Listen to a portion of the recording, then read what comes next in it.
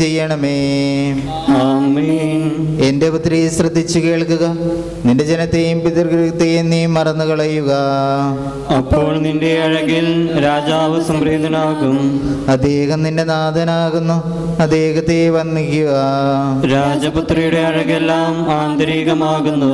അവരുടെ മേലങ്കി പൊന്നു പൊതിഞ്ഞതാകുന്നു. വിലയേറിയ കാഴ്ചകളുമായി രാജാവിനെ അവളെ സന്ദർശിക്കും.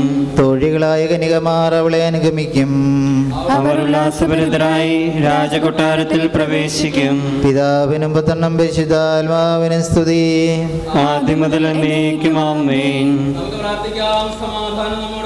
നിങ്ങളുടെ കർത്താവായ ദൈവമേ, അങ്ങയുടെ പ്രവർത്തന സ്വർഗ്ഗത്തിൽ നിന്നെഴുന്നള്ളി വരുമ്പോൾ അങ്ങയുടെ സ്നേഹത്താൽ സുരൂലമായ ഹൃദയത്തോടും അങ്ങയുടെ ജ്ഞാനത്താലോടും കൂടി ആനന്ദപരമാവട്ടെ എതിരേൽക്കുവാനും അനുഗ്രഹസമ്പന്നമായ സഭയിൽ നിരന്തരം അങ്ങയെ സ്തുതിക്കുവാനും ഞങ്ങളെ യോഗ്യരാക്കണമേ. ആമേൻ. ഞാൻ ലോകത്തിന്റെ പ്രകാശമാകുന്നു. എന്നെ അനുഗമിക്കുന്നവൻ അന്ധകാരത്തിൽ നടക്കുകയില്ല, അവന് ജീവന്റെ പ്രകാശം ലഭിക്കും.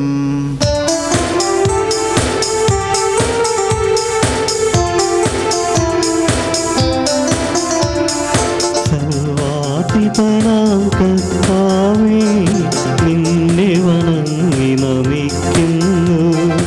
ഈശോനാഥ വിനയമോടെ നിന്നെ നമിച്ചു പുകഴ്ത്തുന്നു. മത്തിനു നിത്യമഹോന്നതമാ ഉത്ഥാനം നീ അരുളുന്നു. അക്ഷയമവനുടെ ആത്മാവിൻ ഉത്തമരക്ഷയുമേകുന്നു. സർവാധിപനാം കർത്താവേ, നിന്നെ വണങ്ങി നമിക്കുന്നു. ഈശോനാഥ വിനയമോടെ നിന്നെ നമിച്ചു പുകഴ്ത്തുന്നു. സകലത്തിന്റെ നാഥാംഗസ്തുതിമായി ഞങ്ങളുടെ ശരീരങ്ങൾ ഉയർപ്പിക്കുന്നവനും ആത്മാക്കളെ രക്ഷിക്കുന്നവനും ജീവനെ നിത്യം പരിപാലിക്കുന്നവനുമാകുന്നു. അങ്ങേ ആരാധിക്കുവാനും പുകഴ്ത്തുവാനും ഞങ്ങളെന്നും കടപ്പെട്ടവരാകുന്നു. ആമേൻ. വസിക്കുന്ന പരിസ്ഥിതിനും ബലവാനും അമർത്തനുമായ കർത്താവേ, കാരുണ്യപുരം ഞങ്ങളെ കടാക്ഷി അനുഗ്രഹിക്കുകയും ചെയ്യണമെന്ന് അങ്ങയോട് ഞങ്ങൾ പ്രാർത്ഥിക്കുന്നു. ആമേൻ. ഞങ്ങളുടെ കർത്താവായ ദൈവമേ, ജീവിതായും ദിവസനേശം ശ്രവിക്കുന്നതിനും ഗ്രഹിക്കുന്നതിനും ഞങ്ങളുടെ ബുദ്ധിയെയും മനസ്സിനെയും പ്രകാശിപ്പിക്കണമേ. അതുവഴി സ്നേഹവും ശരണവും ഞങ്ങളിൽ വർദ്ധിക്കുവാനും ഞങ്ങൾ രക്ഷ പ്രാപിച്ച് നിരന്തരം അങ്ങേ സ്തുതിക്കുവാനും ഞങ്ങളെ സഹായിക്കണമേ. ആമേൻ. എൻ്റെ സഹോദരി, വിശുദ്ധ പൗലോസ്ലീഹ എഫെസോസുകാർക്കെഴുതിയ ലേഖനത്തിലുള്ള വായന 5-ാം അധ്യായം 28 മുതൽ 30 വരെയുള്ള വാക്യങ്ങൾ ഒരു ആസ്വദിച്ചാലും. ഭാര്യമാരെ, നമ്മുടെ കർത്താവിനെ എന്ന പോലെ ഭർത്താക്കന്മാരെ അനുസരിക്കുവിൻ. മിശിഹ സഭയുടെ ശിരസ്സും ശരീരത്തിൻ്റെ രക്ഷകനുമായിരിക്കുന്നത് പോലെ കർത്താവ് ഭാര്യയുടെ ശിരസ്സാകുന്നു. അതിനാൽ തിരുസഭ മിശിഹായ്ക്ക് കീഴ്പ്പെട്ടിരിക്കുന്നത് പോലെ ഭാര്യമാർ എല്ലാ കാര്യത്തിലും ഭർത്താക്കന്മാർക്ക് കീഴ്പ്പെട്ടിരിക്കണം. ഭർത്താക്കന്മാരെ, മിശിഹ തൻ്റെ സഭയെ സ്നേഹിച്ചതുപോലെ നിങ്ങളുടെ ഭാര്യമാരെ സ്നേഹിക്കുവിൻ. സ്വന്തം ശരീരത്തെ എന്ന വണ്ണം നിങ്ങൾ അവരെ സ്നേഹിക്കണം. ഭാര്യയെ സ്നേഹിക്കുന്നവൻ തന്നെ തന്നെയാണ് സ്നേഹിക്കുന്നത്. സ്വന്തം ശരീരത്തെ ആരും ഒരിക്കലും വെറുക്കുകയില്ല. മിശിഹ തൻ്റെ സഭയെ എന്നതുപോലെ ഓരോരുത്തരും അതിനെ തീറ്റിപ്പോറ്റുന്നു. നാം മിശിഹയുടെ ശരീരത്തിലെ അവയവങ്ങളാണല്ലോ. നമ്മുടെ കർത്താവായ മിശിഹായ്ക്ക് സ്തുതി.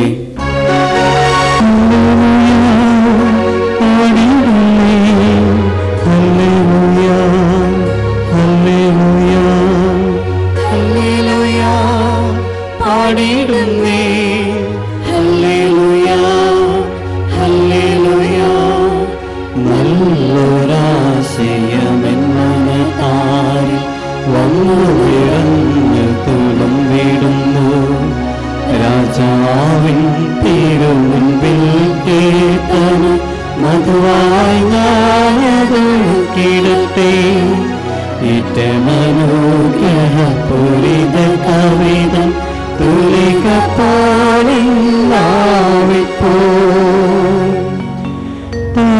തനുമതുപോൽ സുതനും പരിശുദ്ധാത്മാവിനും സ്തുതി ഉയരട്ടെ.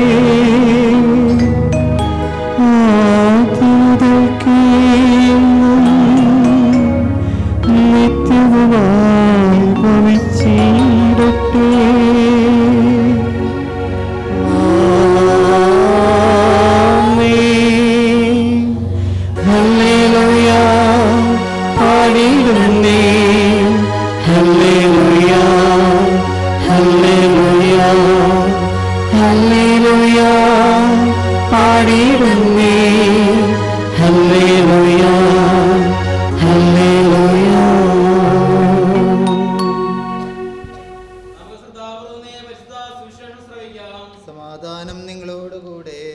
അങ്ങയോടും അങ്ങയുടെ ആത്മാവോടും കൂടെ വിശുദ്ധമത്തായി അറിയിച്ച നമ്മുടെ കർത്താവായ ശിംശികായുടെ പരിശുദ്ധ സുവിശേഷം. നമ്മുടെ കർത്താവായ മിശിഹായ്ക്ക് സ്തുതി. 19-ാം അധ്യായം 3 മുതൽ 6 വരെയുള്ള വാക്യങ്ങൾ.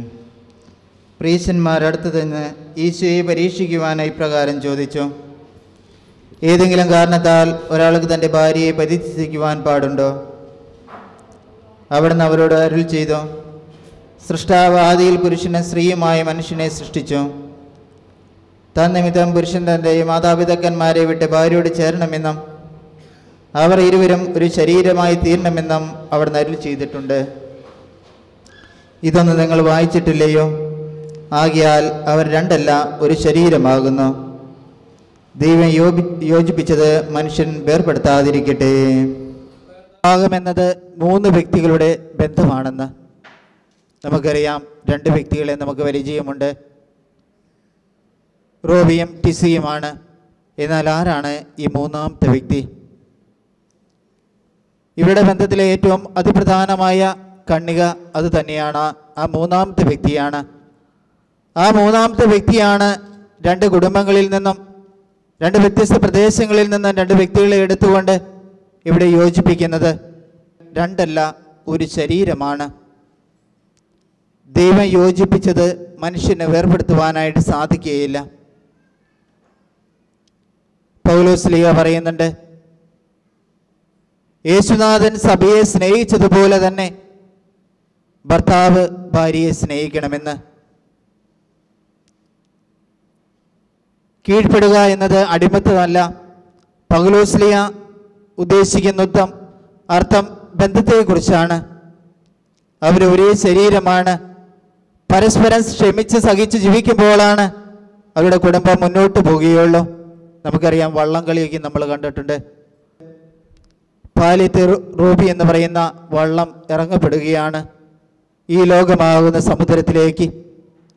റൂബിയാണ് അമരക്കാരൻ.